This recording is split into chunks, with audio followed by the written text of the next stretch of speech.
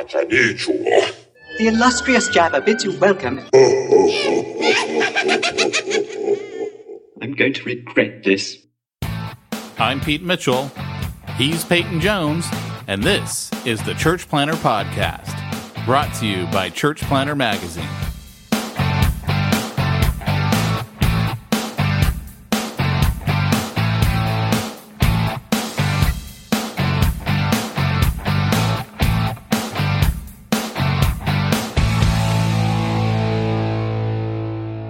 Hey, Church Planter, this is Pete Mitchell.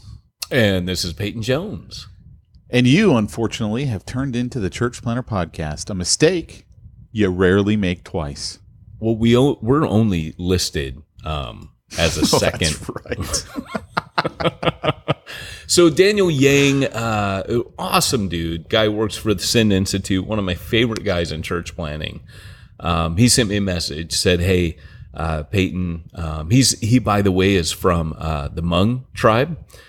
He's Asian, and he has a passion. He's working on his PhD in that. And I think he's going to contribute some very significant stuff to the body of Christ on that. But he said, hey, thanks for your work. You're in Pete's podcast. I've listed it on a list of the top 10 church planter podcasts you should listen to. And so we joke there's no numbering. So I think you need to tell the whole story. You sent it to me. You sent it to me and you go, we're listed as number 2. We're like, you were all excited. We're number 2. And I'm like, this is baloney. We are not number 2. Ours is literally the best church planter podcast there is. And then I'm looking at who number 1 is. This must be a fake test. If we're not listed number 1, and then I'm like, no, how it's not are we numbered. Not number 1? I'm like, just because number 1's got Ed's nothing compared to us. He's a Johnny come lately. We've been here since the beginning. Like, I'm going off. I don't know if that podcast even runs anymore. Of course it doesn't. We're number 1, baby. We're number 1. Baby, number 1. Send him his high school football rules. Dude, that's exactly what I feel like.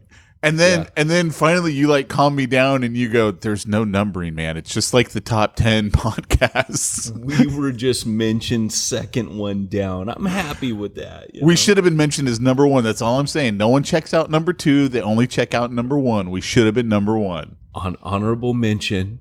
No, we weren't honorable mention. I was actually surprised that they put my name first when they put host or whatever it was. It said Pete Mitchell and Peyton Jones, and I was like, I can't believe I got top billing on that. Well, that's how it is on the podcast. I know, because I do that. I know you do. Yes. I am second. # I am second. So can I do # me too? Oh, wait, that's something different. Sorry. Yes. So anyways, when there is that verse in is it 2 John? Diotrephes, who loves to be first. Oh, is there? Yeah. That's funny. John mentions a guy. He loves to be first. He loves to have preeminence. But it's funny because somebody messaged me and said, "What about hardcore?" And, I saw that. And hey, hardcore. For those of you that don't know, we had an interview show called Hardcore that Pete and I used to do together, and then eventually I took it on, and then let's tell them why I left. All right. It was supposedly quote unquote interview, and Peyton would tell me about 6 hours before the interview, hey, by the way, if even that, we're interviewing so and so. He's got this great book called blank. Have some questions for him. I'm like, I've never read this book. I don't even know who this dude is. And you're like, oh, he's the biggest name. And I'm like, I don't know who this is. And so literally we would start it. It would be like, just like we start this one. Hey, this is Pete Mitchell and Peyton Jones. Blah, blah, we're listening to Hardcore. And then I would come on at the end and go, okay, if you were to get into a fist fight with Rick Warren, who would win? And I still remember Reuben Young came up to me one day at church and he's like, yeah, when I listen to that show, I totally forget you're even there until the end when you ask that question. That's awesome. Because I couldn't even talk on those shows. It was just, I know. You were fanboy for everybody. Yeah. You have me at a disadvantage, sir. Yeah. Yeah, that show was fun, and we did plenty of interviews. We're gonna hopefully we'll go back to some of that on whatever we end up. Those of you that have been listening to the podcast this year, Pete and I got the 7-year itch. We were kind of like, hey, are we still gonna do this? Oh, but we're back now, baby. We're back. Oh, We're yeah. back stronger than ever. I've never been more pumped about our show that makes no money than any other time in my life. It's funny because I really kind of like melted everything down in my life, like literally kind of just hit the reset button on everything. Stopped working at NAM, was ready to stop everything. Stopped hardcore, was ready to stop. And, kind of tucked myself away in Wales, went and sought the Lord, and was ready just to kind of just blow everything up and start all over, which is very apostolic anyways. And I got to say, this is one of those things I'm still having a fun time doing it. I think it's more fun right now doing this show than it's ever been, except for at the very beginning when we were talking t-shirts. And I just have to mention, I'm very jealous of the From Concealment podcast hats. How come we don't have nice things? I don't believe that anybody we know in the church world would wear the hat. Now, the From Concealment hat not From Concealment, but we need our own. Like, we need here's the difference. Here's the difference. A pocket protector or something for our listeners to carry around. Me and my guys, pride. When we wear, for those of you who don't know, I got a podcast called From Concealment. It's all about guns and competitions and concealed carry and active shooter situation. It's all the fun stuff that I started pouring into this church planner podcast that has kind of upset some of our UK listeners who are very anti-gun. But they're pro samurai sword, let me tell you. Well, Just joking. Yeah, they can't even have those over there. Now. They can't even have a pocket knife. When someone goes nuts over there, it's brutal. When someone I goes, lived "Hey, there you 12 can't have a years." butter knife. No one needs a butter knife." It's just a different I almost culture. went to jail. Did I tell you that story? The knife on the gosh. airplane. Yeah, Oh you my told me. gosh. Not even on that. Oh my gosh. Yeah. Okay. Let's move on. Yeah. So anyway, you guys should check it out. From Concealment podcast. It's really great. I do it with another church planner. Yes, there is another church planner out there besides Peyton Jones. His name is Dan Sams, great church planner out of Ohio. He lives in what we call a free state. He's okay. I live behind enemy lines here in the communist state of California. And so it makes for a really fun podcast. Well, here's the difference. When we go shooting, we wear hats. Because we got to keep the sun out of our eyes. So I actually want the hats because I know I'm going to pick up listeners of my ideal target market, literally with a branding ad, which is not something I would normally do in marketing. But I know I'll actually get listeners by having hats. And I can't see that with church planners.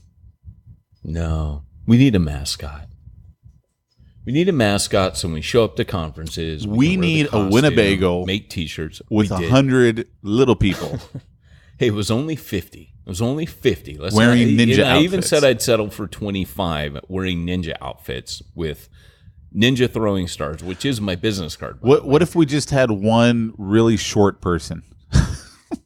Well, I mean, gosh, when you think back to all the crazy ideas we had, and again, I will give an honorable mention to pulling off at Exponential the flying dolphins around the exhibit hall with our poster on it.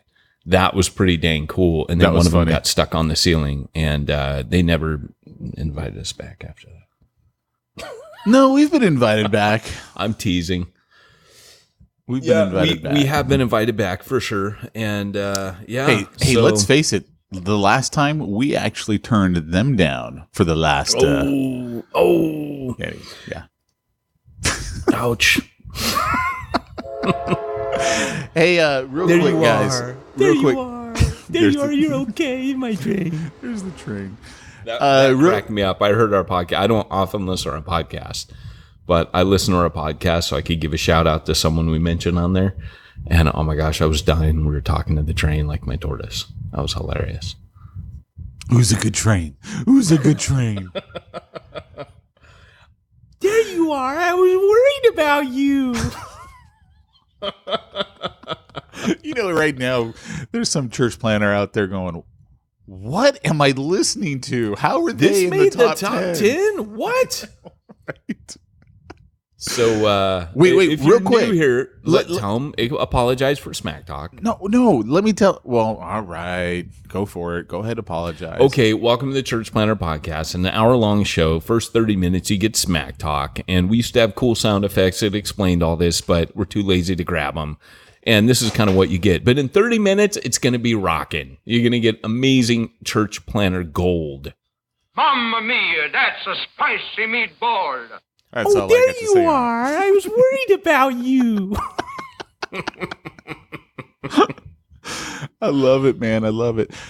So for those of you who've been part of my journey, because let's face it, I kind of dominate the Smack Talk since I don't get to dominate the ministry side.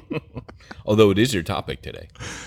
Well, we're gonna see. We'll see if we got enough for an actual topic with it.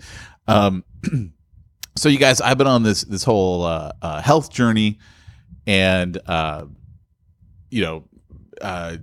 goal is to get healthy, lose the extra weight, get healthy, feel better, do better, be better, that whole thing. I've had massive results in relatively little amount of time. I mean, essentially over the last 3 months, I've seen my blood work completely change.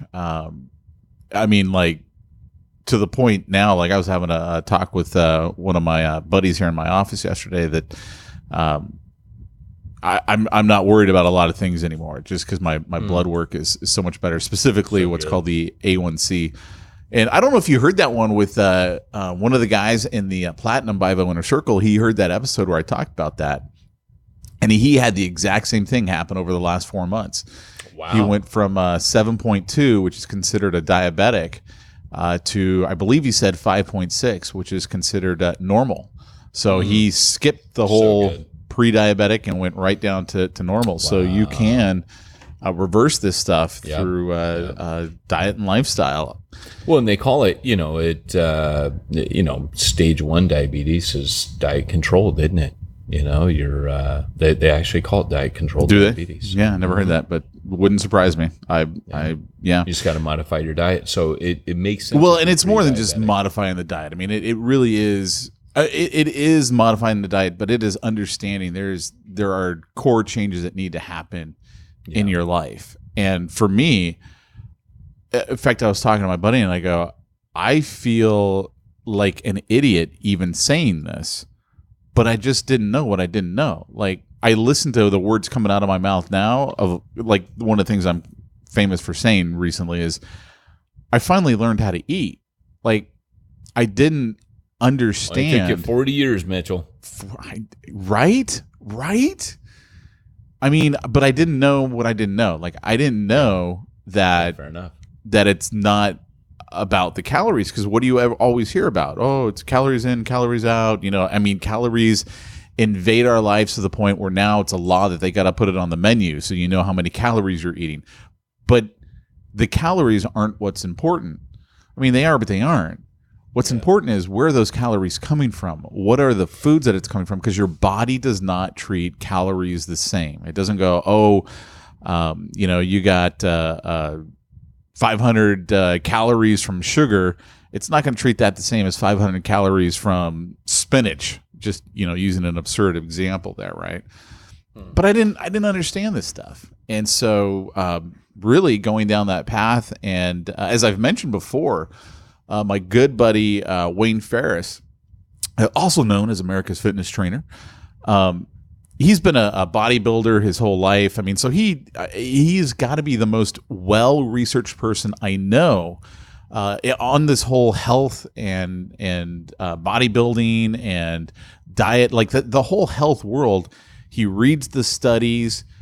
So he doesn't go by, what they say in the magazines or anything like that. He literally goes to the studies on, I hear another podcast coming on.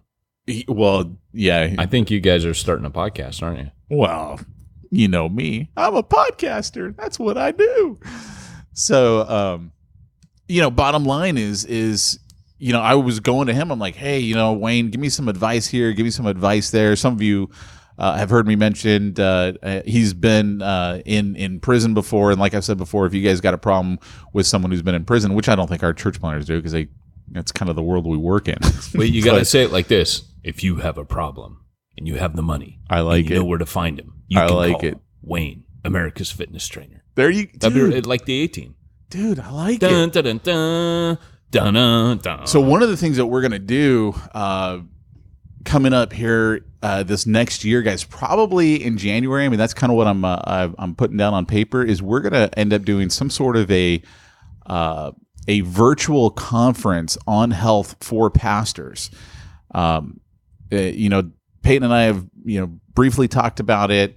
I'm going to pull in some of these guys who I've been able to connect with because I want you guys to be able to learn some of the stuff that has literally changed my life, and I feel completely different. Life is completely different, and like I said before, if you guys have heard me, it's not like I never felt bad, right? I never felt bad, even being massively overweight. I never felt bad. The reality is, I didn't know how good I could feel. Everybody says that. Yeah, I had no idea. I didn't realize how bad I felt until I started feeling good. Right. And so we want you guys to be able to benefit from some of this, mainly because you are in a very high stress situation, starting a church or being a pastor at a church or just being in ministry. It's high stress. Releases chemicals that make you want to eat. Bad stuff. Like it just, you start craving through those chemicals, foods that you ought to be eating. Exercise will help decrease that craving because that releases the endorphins, diminishes stress. And also you have a sit down job, often when you're running a church, which is not good. Like, dude, for me, like when I was a nurse, I was walking miles and miles a day up and down those hospital floors. Like I was so fit when I was a nurse, I dropped and shedded. It is still funny. Weight. It is still funny for me to hear you as a man say I was a nurse. I still find that funny. I was nursing. That's even worse, right? Like that's what image does that conjure up? What kind of pastor are you? That's what that conjures up for me. So anyway, guys, bottom line, let me just throw this out. I'm going to put this in the show notes again. We had a couple of guys reach out. We're going to do a 90-day, what I'm calling the Ministry Health Challenge. So if you're in ministry and you're like, hey, I want to work with a professional. I want someone who can basically tell me what to do the right way, tailored for me, not like some, Weight Watchers, here's your points, stick to that, but like something that's tailored for you. We're doing a 90-day health challenge, ministry health challenge, where you can work with Wayne. I'm gonna be paying for it because I pay Wayne. He works for me. Because I want to be able to point to other examples of what can happen, not just me. When we start doing the right stuff, we start doing what Wayne tells us to do. If you're interested in that, oh, go ahead. Let me just say, if you're interested in that, I want you to send a text message. You're going to use what's called a keyword. You're just going to put in one word. The word is health, HEALTH, health. Send that text to 562-553-5008, 562-553-5008. Send the keyword health. My automated system will basically ask for your information. We'll send you an email, and then you'll talk to Wayne on the phone, and we're going to get you started. So you do have to be serious about it. You have to want to make that change, because if you don't, then I'm not going to have Wayne waste his time, and I'm certainly not going to waste my time. But this will be the one time, I'm telling you guys, where you can actually get professional help. It's not going to cost you a cent. And that's because I want to have more examples other than just me. Because the next time around, it's going to cost.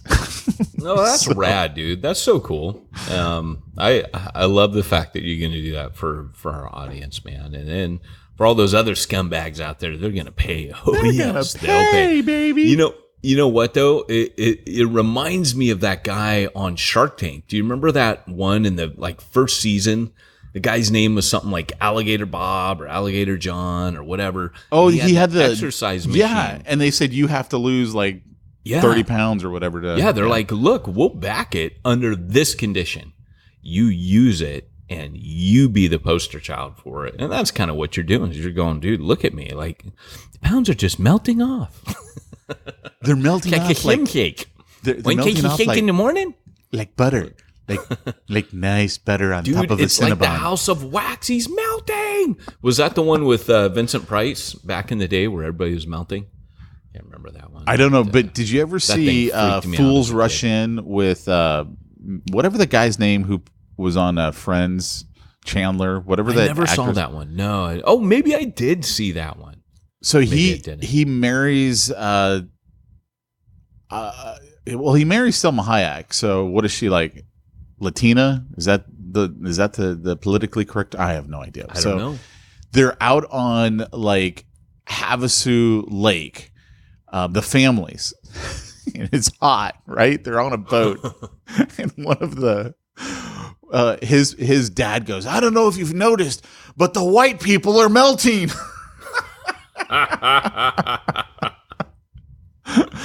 And so I've always used that line, and I just say the red people since I'm a redhead. I'm a ginger. That is, yes. The red people are melting. That is good. Well, hey, I got a commercial, and you're going to make fun of me the whole time, but I want to tell you guys this today is Monday. This is the day that, wait for it, Jump School Core Team Training That's releases. so stupid. It releases today. So if you head on over to ministryninja.com, you can go to the top right of the screen. You will find the button that says Jump School. Click on that. And for only this week, you can get it for $200 off. It runs $1,200. It's a 6-month curriculum. It's going to cover 7 modules for 6 months. Focus, battle ready, core team, mission, fire, no man's land, and rally points. 7 modules, 24 lessons. Built into that is field training, where you and your team actually do missional cogs or missional small groups. All the stuff you've heard me talk about on the podcast. This is how I train my core teams, right? In fact, it's a little bit better because each time I've trained a core team and each time I planted, I've learned way more than I've taught. And so as this is after Refuge Long Beach, going back and saying, hey, this is what I would do now because I learned so much through every church plant that I do. One of the things that's really awesome, you can literally lead this. What you get, your whole team gets what we call the Jump School Journal. This is something, it's a book. It's basically a book on church planning, but it's written to them as just average people on your core team. At the end of that, they'll be given not only discussion questions that you'll talk over with them, they're given action steps. And every week I have a video, right? No more than 10 minutes. I have an outline of what you're going to do that night. I have suggested meals for you. I have a schedule, and you can run it all from your iPad. It's amazing. The format of this thing, literally it's like an accordion. 7 o'clock, you do this. 8:30, you do this. 8:45, and you literally are just tapping through there with a button. And it's highly interactive. You will not find it. First off, there's no other core team training out there.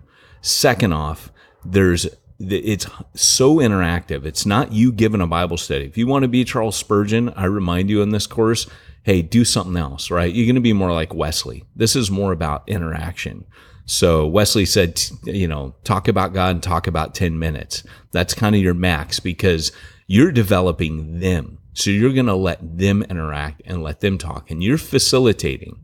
And I'm walking you through that. And I guarantee you, by the end of this, they're going to be like little gospel commandos. So that's, again, ministryninja.com. This has been my labor of love for many, many years. It's been a passion project. It is core team training. You can drop the Jump School if you want, but it's core team training, and it is probably the best thing I have ever done. So if you want church planner training, all package right there, this is for you to train your core team. We've got other ways to train you, but this is for you to train them. So that's ministryninja.com, and you click on the Jump School button. I'll take you in. It's only this week you're going to get that $200 off of it. So every time I hear Peyton call something Jump School, this is what goes through my mind. This is ultimate Jump Calm School. down, diddly diddly diddly diddly diddly. They did their best, shoddily iddly iddly diddly. Gotta be nice, hostility diddly biddly diddly. Ah, hell, diddly ding dong crap! That's all I'm saying. This Right there. is the ultimate Jump School, the new improved Jump School. Should we call it that? No, I don't care what you call it. It should just not have the words Jump School anywhere near it. And I'd just like to point out to everyone that what I offered you was free, and what he offered you was $1,000. So who's really That better? is true. Who's better? Huh? Who's better? Who's Do better? them both. Do them both. Yeah, one's free and mine costs, so just do them both. You'll be hot and fit as you lead your team, your core team in Jump School. Good call. You kind of want to be, right? Because Life is short. Life already know is how short. much Why stress it choose is. between them both? I'm just saying. Nope, you're right. You're 100% right. So should we The actually only way our- to get this for free, though, is to join New Breed, because that is where I give it away for free. That's awesome. So, which I still don't think you should. You need to still make new breeders pay. I know. People who pay attention. We've had that I feel conversation. like that crazy Larry on TV, I'm crazy over here, it's that kind of thing. I like it. So, we ready to get going? Yeah, dude. And set up our topic, man. All This right, is here- all urine pee-pee. Here we go. Did you say urine pee-pee? Like, did you did. really just say urine pee-pee? This is all urine pee-pee. How did we not get the number one spot? That's all I want to know is how did we just not saying. get the number one spot? All right, here we go. Great Scott! It's time for this week's topic. Let's get down to the nitty gritty. Did that one come through? Did you I hear? heard it. Okay. Oh, I I felt can't it. hear him at all, but it didn't even look like it moved the needle on my my soundboard. There's chemistry here. Can you feel it? We felt it.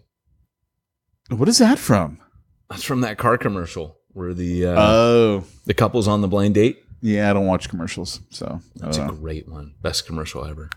All right, so here's the topic. I guess you came up with a better title for it. You were like something like self-examination, right? Isn't that what you called it? I don't know.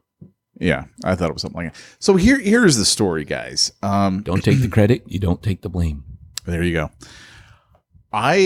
So those of you who've been longtime listeners of the show, I have a business growth consulting business. I have various clients, and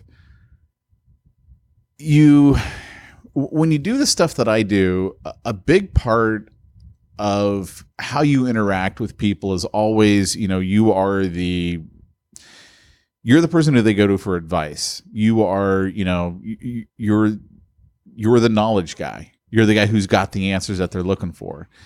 And there's a certain amount of respect that they have for you. There's a certain amount of, you need to act like the leader, right? You need to be like, hey, I am the main guy, and don't mess with me. I know what I'm doing. You guys don't know what you're doing. Do what I tell you to do. I mean, there is part of that bravado to it, if you will. But interestingly enough, so I've had this one client who I've been having some issues with, and I've had issues with them over the years, and I came to realize that I needed to change me and my personality. Dare I say it, my arrogance level with them. And kind of what it came down to was this. I've said before on the podcast, years ago, I wrote an article, and I think I called it something like, evil people never see themselves as the villain. And the story that I was relating to was something I had read about Woody Allen. And Woody Allen was, or is, I have no idea, basically sleeping with his daughter. And he justified it as, well, she's not my biological daughter. So it's okay. It's, there's no biology involved here.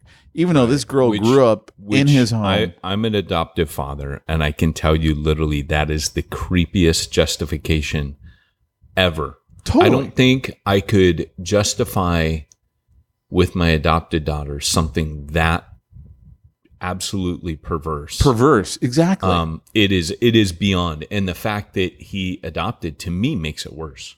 Did he actually adopt her? Because I can't remember. he I mean, I adopted wrote the article so many years she ago. was adopted. But the point was, she grew up calling him dad, right? I mean, like, Right. and then his way to justify this. And my point in the article was, the villain never sees themselves as evil, or the evil person never sees himself as a villain. However you want to word it, doesn't really matter. Like, he doesn't see what he's doing as evil, as perverse, like we can see it, like, because we're on the outside looking at it. Right. Hitler did not see what he did as evil. He saw it as, a good thing. I'm cleansing the world. I'm getting rid of all these Jews, right? Because evil people just don't see themselves as the villain.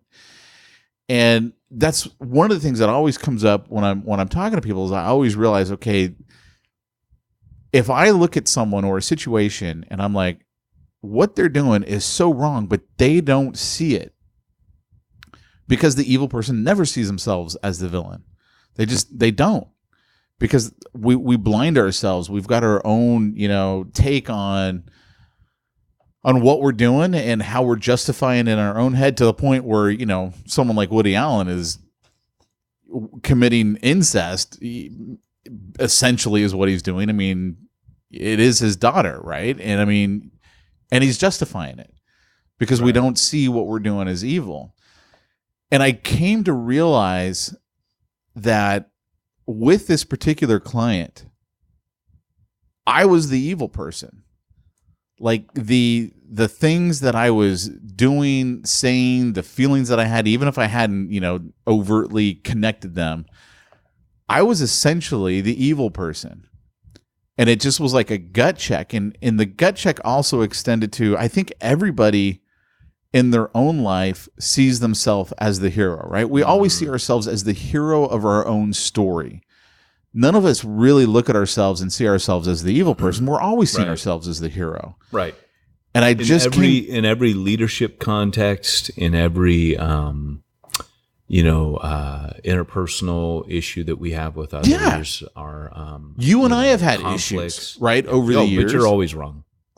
Just joking. Well, probably, right? Because now I realize I'm the teasing. evil person. But you know what I'm saying? Like, we always see ourselves, we're the underdog, or we're the victim. We're the one who's got to overcome the obstacles because everyone else is against us. I mean, we see ourselves as the hero in our own story. And I had this realization, and I was like, I'm not the hero. I'm not the hero in this story. Right. I'm not the underdog. I'm not, I'm essentially good, the evil one. And so it's not even the evil one, but it's not the same. Yeah, I'm not talking about, I'm not committing incest. I'm not killing people. But I'm not the hero. But each kind of situation like that is an opportunity for growth. Like when you and I had our last conflict, I thought about it. God really used that to show me something on the back end of it. And it was really powerful. And I think about that on a regular basis. You and I have had situations where I'll ask you about a situation I'm in, and you'd be like, well, hold on now. I think you got to be careful here.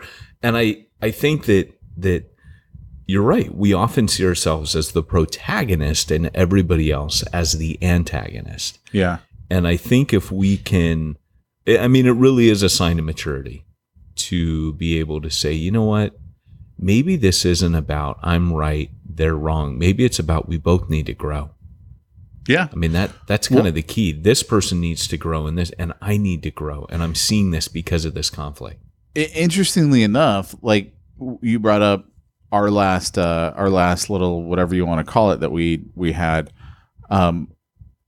One of the big takeaways for me that, at least at this point, I've been able to still keep it in my head all the time, and hopefully it'll continue there, is I walked away realizing, hey, you know what? My my job, my role in our relationship, in the sense of not our friendship, but in the podcast and the magazine and the stuff that we do for pastors, my role is to support you in what you do, because the things that I do are not, you're not, that's not your strength, right? And the things that you do are definitely not my strength. And so for me, what I took away from that and the help that I got was just really putting me back in my place of getting rid of the ego and the arrogance and all of that, and going, hey, you know what? It's not about you, Pete. Like, God put you here and has you doing this stuff because your job is to help Peyton to do the stuff that he can't do. So that way, you know, others can, you know, hear the advice that Peyton gives, somebody who's further up the path than them in one aspect or another.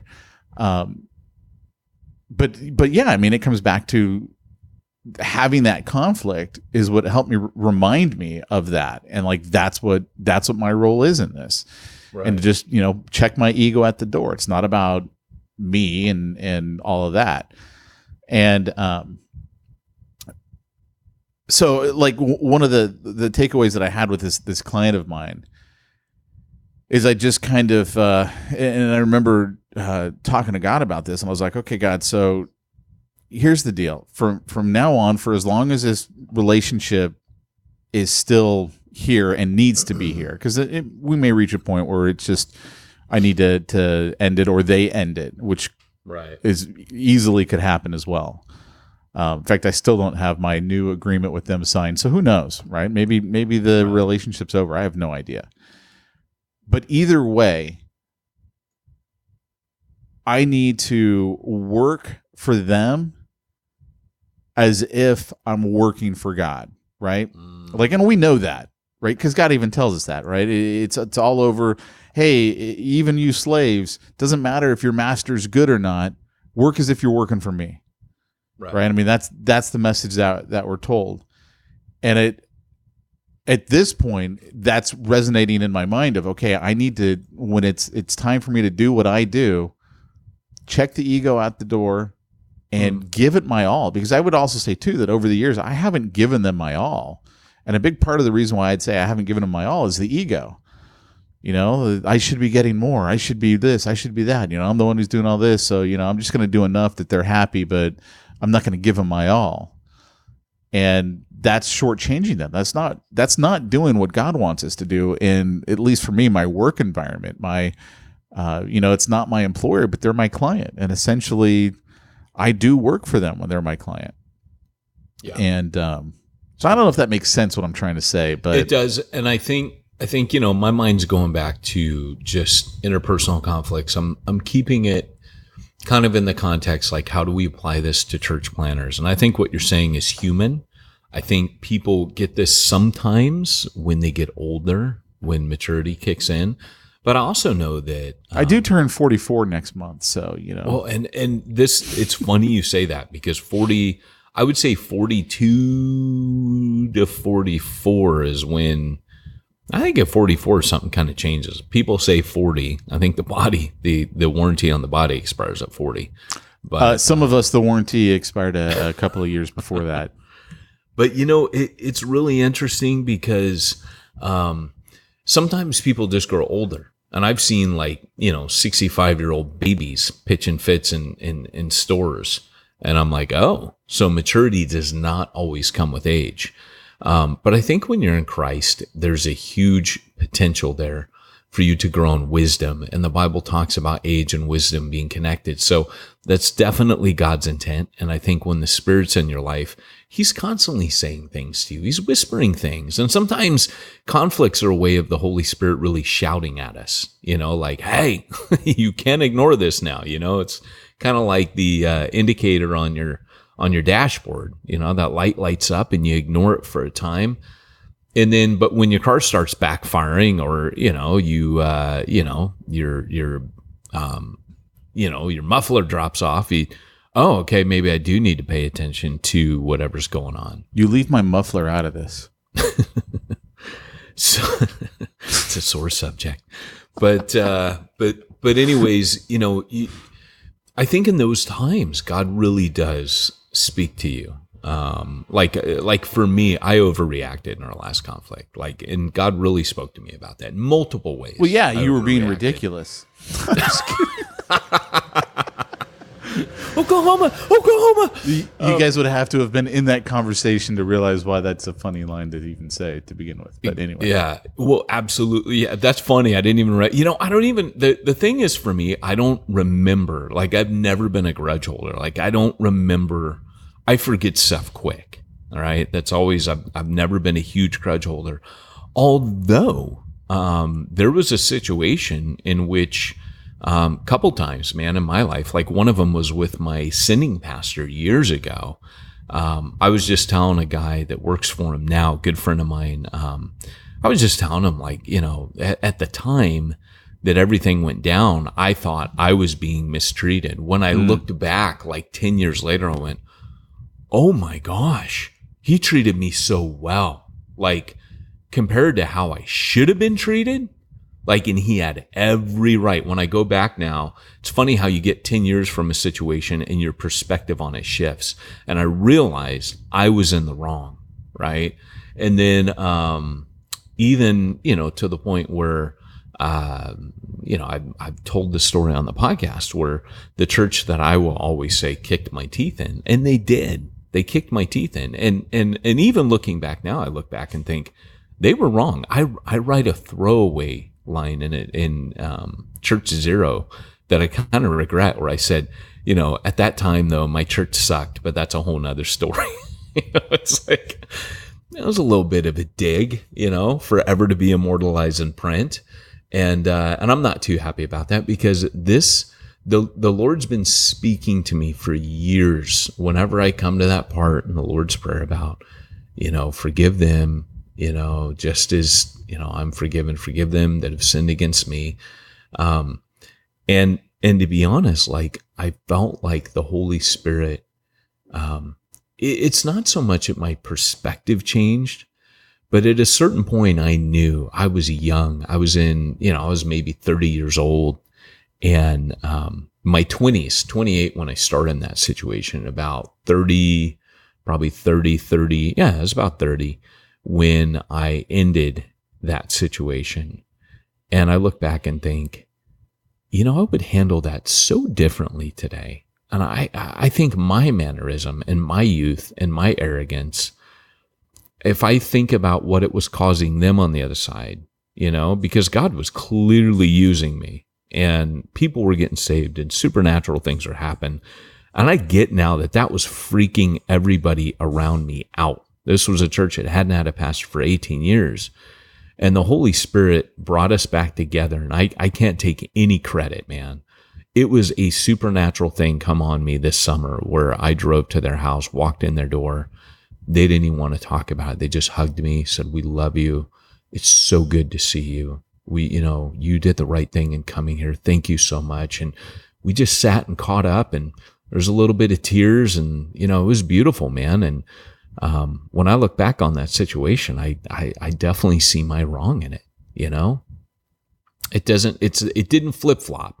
It didn't flip to that. There was wrong on both sides, but right. In Christ, which by the way is usually the case, right? I mean, I may not be the hero in that story with that client. I'm not saying they're the hero either. That's not what my point was. My point is, right. I could be better. I could be the hero, in the sense that I could actually do what God wants me to do, which is give them my all and not worry about it, not worry about being mistreated, not worry about not getting everything I think I should or whatever, not worry about it. Just be like, leave that up to God. Just do But that's so cool, Pete, because it's like when you're in that place, like if you don't have that kind of maturity or breakthrough, it's like the Holy Spirit's got to work around that. So he can't work through it per se. It's kind of like that guy David Goggins, who's like that extreme athlete, right? He does things like the Hurt 100, where he's running through Death Valley, 100 miles, in the heat, like crazy extreme sports. He literally was dying after he was doing all these extreme marathons because his muscle tissue was like a solid rock, and they couldn't figure out. They're doing all these tests, and finally, one of the doctors said, "You're dying because the blood vessels can't get through your muscle tissue. Like you're literally, your muscle tissue is too hard. And so he started, now he went into extreme stretching. He does that for 2 or 3 hours a day. But that's kind of like when you're in a situation like that and you can't stretch it out. Like in other words, you're the good guy. It's like you've got this, you've clenched up this muscle and I'm the good guy. And the Holy Spirit's like, no, you're not. I'm trying to tell you something. Like, I've got nutrients and things in my spirit that I want to work through this situation. But you're in self-defense mechanism. You're in self-defense mode. And I can't work through this right now. You can't grow and you can't heal until you can relax and maybe be open. And to me, Pete, I always find it funny that here we are, these Christian people, right?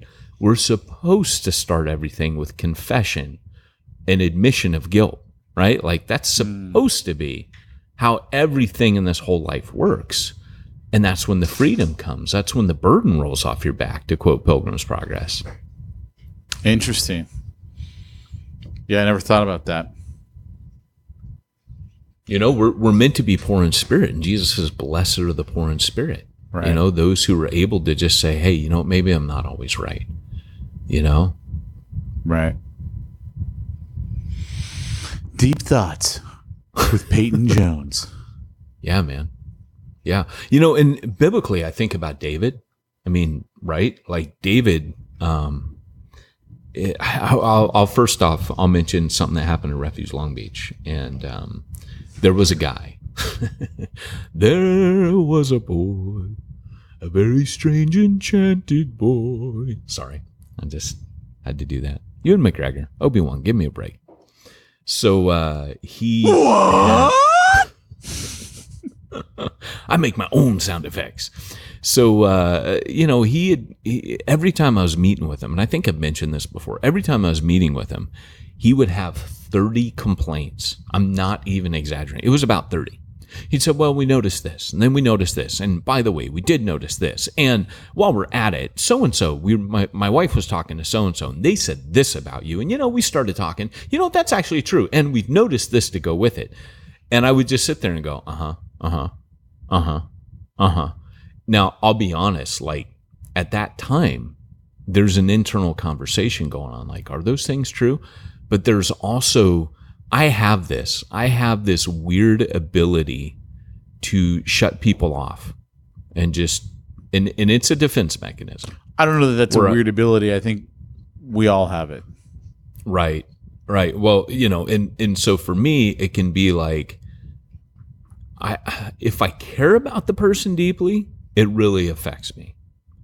If I don't care that much or deeply about the person, it can be something where I can almost laugh at it afterwards. And I kept kind of brushing it off. Like I would listen and say, well, you know, thanks for sharing that with me. I appreciate that. And I would think about it.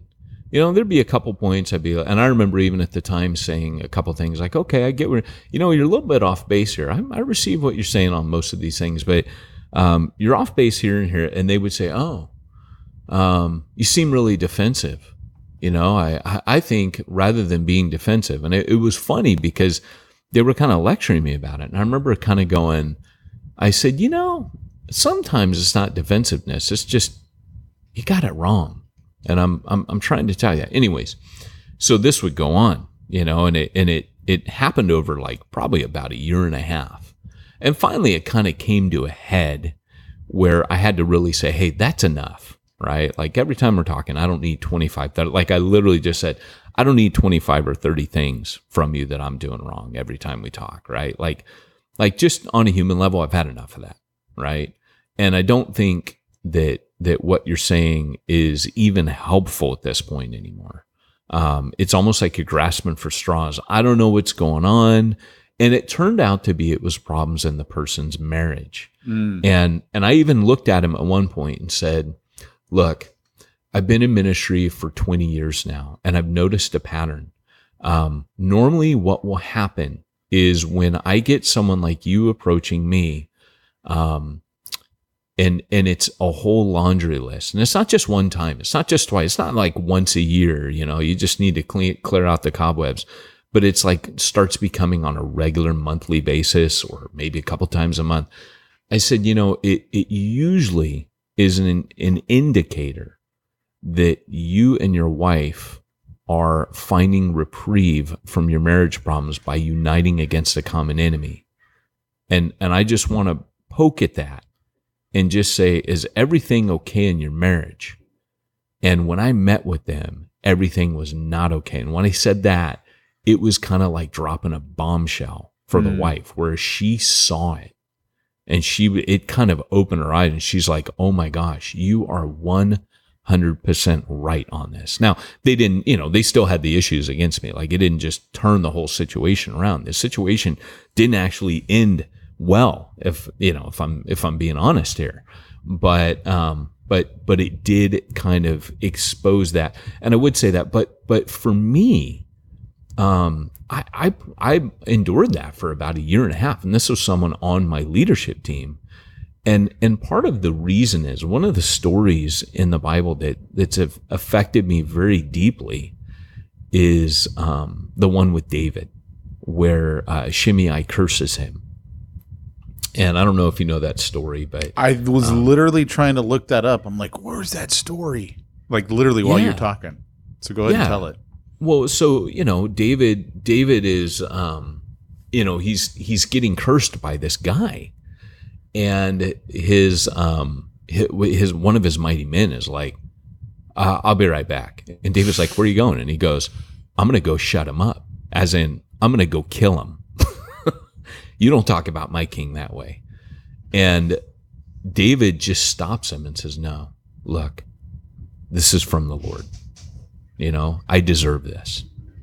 And I remember, and I got to find that passage again, but he was like, what if he has something that I need to say or need to hear? Like, it doesn't matter that he's being crazy or whatever. What if he still has something I need to hear? Right. Let me look it up real quick while we're here. Let's see. 2 Samuel 16. As King David approached Bahurim, a man from the same clan as Saul's family came out from there. His name was Shimei, son of Gera, and he cursed as he came out. He pelted David and all the king's officials with stones, though all the troops and special guard were on David's right and left. As he cursed, Shimei said, get out, you murderer, you scoundrel. Lord has repaid you for all the blood you shed in the household of Saul, in whose place you've reigned. Lord has given the kingdom into your hands of your son Absalom. You've become to ruin because you are a murderer. Then Abishai, son of Zeruiah, said to the king, why should this dead dog curse my lord the king? Let me go over and cut off his head. But the king said, what does this have to do with you, sons of Zeruiah? If he is cursing because the Lord said to him, curse David, who can ask, why do you do this? David then said to Abishai and all his officials, my son, my own flesh and blood is trying to kill me. How much more than this Benjamite? Leave him alone. Let him curse, for the Lord has told him to. It may be the Lord will look upon my misery and restore me to his covenant blessing instead of his curse today. And you're right. David felt like, hey, really, this guy's calling me a murderer, and maybe I need to hear that. Yeah. And maybe I don't need to just go murder him for calling me a murderer. And he takes it. Exactly what you're saying. He takes it as, okay, maybe I need to hear that. Even Paul. Like, even when there's crazy people, like that's the difficult part to do, right? But like knowing, okay, this person over here is crazy, but what if they got a point here? Like, what if they got something that I need to hear? And that's hard to do, because what do we want to do? We want to throw the baby out with the bathwater. It's like, that guy's crazy, whatever, forget everything he has to say. But we need to listen. Most definitely. And, it's funny because one of the things that I once heard Chuck Swindoll. I was at Chuck Swindoll's church one Sunday morning, and it's the only Sunday morning I've ever been there. And it was because R.C. Sproul was going to be speaking there. If you don't know this, those two were buddies. And I didn't know that until that day, because I thought they were in two separate worlds. They were super big golf buddies, and they were just good friends. And Swindoll admired the crap out of Sproul. Like I've never heard him kind of praise someone as much as he did RC. But one of the coolest things he said, and this stuck with me at a young age, was he said he doesn't take himself too seriously, but he takes God very seriously. And I remember just thinking how right that sounded. Like, wow, like I'm not like Paul. If you look at Paul, like Paul talks about himself as a bondslave, as a servant of an illustrious master. He's serving a king. He's not the king. And I think where we get in trouble a lot is we put ourselves on the throne and forget that we're a servant. And I think David here is just like, hey, you know what? I'm not the king right now. My own son's trying to kill me. Right now, I'm just a man. And what this guy's saying about me, he's actually right. I do have a lot of blood on my hands. And I have done a lot of things. The David that starts off in the book is not the David that ends up in the book. We forget that. David was very flawed and he made a lot of mistakes. And I love that even after that, God says, David, you're a man after my own heart. Like God doesn't abandon us because we screw up. And I think we spend so much of our life trying to avoid guilt because we don't want to feel bad. We don't want to feel like God's mad or disappointed. And what we don't realize is God is saying, look, I'd much rather you just grow from this. That's why I've allowed this situation to happen. And that's what David has the insight and maturity to go, I think God's in this. I think I'm supposed to hear this. And maybe today I have the victory by not just murdering this guy. Like maybe that's the growth I needed. It's just to let him pelt me with stones. I killed his family. Let him curse me. I killed his cousins and his uncles and his nephews. I missed one. Maybe I should hear this. It's kind of profound. Yeah. Spurgeon said this. He said, remember, whatever men ever say about you, you know that the reality is far, far worse. They don't know the half of it. And that's not a bad way, by the way, to lead your congregation, to tell people up front, hey, look, I'm nothing, right? And you probably remember this in some ways, that's my bulletproof vest, is telling people, hey, I'm a bigger sinner than you can ever accuse me of being, right? Like, let's just get that out of the way right now. Mm-hmm. I won't be surprised when you come and tell me, hey, I see this in you. I'll be like, hey, you don't see enough, brother. You don't see half of it. And I it's kind of funny, Pete, because on this podcast, I think about this on a regular basis because I'll watch people that kind of hit like superstar status, like Francis Chan and David Platt, and everybody's kind of in awe of them, but they're real dudes and they get it wrong and they snap at their spouses and their kids. And sometimes they probably find themselves being tempted by things that they wish they weren't tempted by, and probably find themselves bending the truth a bit or doing things that everybody else deals with. But you never hear that part. And to be honest, last time I heard Francis, he was super honest. And he shared about this very thing where he wasn't the good guy in this situation. He said this guy and that guy and these guys I discipled, and he was very honest. And he had come to that point where he realizes maybe he wasn't the good guy and they were the bad guys. And he was doing some soul searching. And I think that's where the real growth happens, But we don't hear that about our leaders. We only hear the things like what they put in print or what they say on stage. And I think on this podcast, one of the things that we've always tried to do is just be real, right? Not carnal, but just real for that reason, to go, hey, we're really just real dudes. We might be dropping some cool things here that are going to help you. But I don't know. I think when you're church planning, you kind of put both your pants on at the same time, don't you? You put both of your pants on. That didn't make sense. That didn't make sense. At the same time. You put your pants on one leg at a time. That's what I meant. But hey, if you need to wear two pairs of pants, more power to you. I thought you were going to say, if you need to wear two pairs of pants or just put your pants on in general, you're not going to have time to do payroll and bookkeeping and your website design. So Pete, while you're putting all those pairs of pants on, You're pretty busy. You can't be looking after the finances, can you? As a matter of fact, you can't. That's why I go to simplifychurch.com. I reach out to Josh Henry and I say, Josh, I got to put on 2 pairs of pants at the same time. Still not sure how that's going to work. Need someone to help me out with my payroll. Can you do that? Oh my gosh. Where would I go to find someone who would free me up to put both pairs of pants on at the same time, Pete? I would go to simplifychurch.com. Okay, so now we have our mascot. You know how like you see those like blow up men, like those tubes with like all the frizzy hair and the arms waving everywhere, like car sales lots. Okay. You know what I'm talking about? What do you call those? Like the wavy dudes? I just picture our mascot as something kind of like that, but he's got a pair of pants on. He's got 1 pair of pants on his head.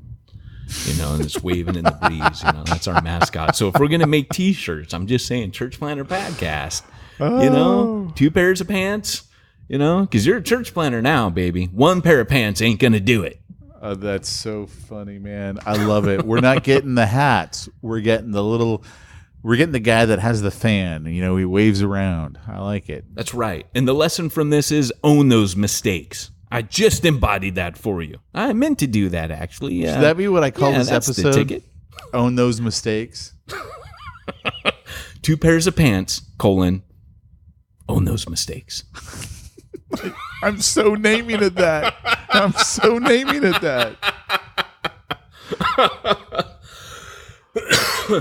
Can't understand why that podcast is our most popular, and iTunes made us mark it explicit. Well, hey guys, this has been the Church Planner Podcast today. You've been with Pete Mitchell and Peyton Jones, unfortunately, and we've been reminding you, if you want to reach the ones nobody's reaching, you need to go where nobody's going and do what nobody's doing. The Church Planner Podcast isn't the podcast that planners deserve, but the podcast they need.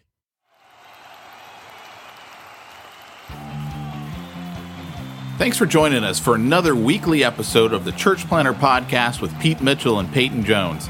We'd love to hear your comments on this episode of the Church Planner Podcast. Visit us online and let us know what you thought at churchplannerpodcast.com. If you subscribe to us via iTunes and have enjoyed the podcast, leave us a positive review. The more positive reviews we receive in iTunes, the more iTunes will promote us to other church planners who would benefit from this show. This podcast is brought to you by the Church Planner Magazine, which is available in the iTunes newsstand or online via churchplannermagazine.com.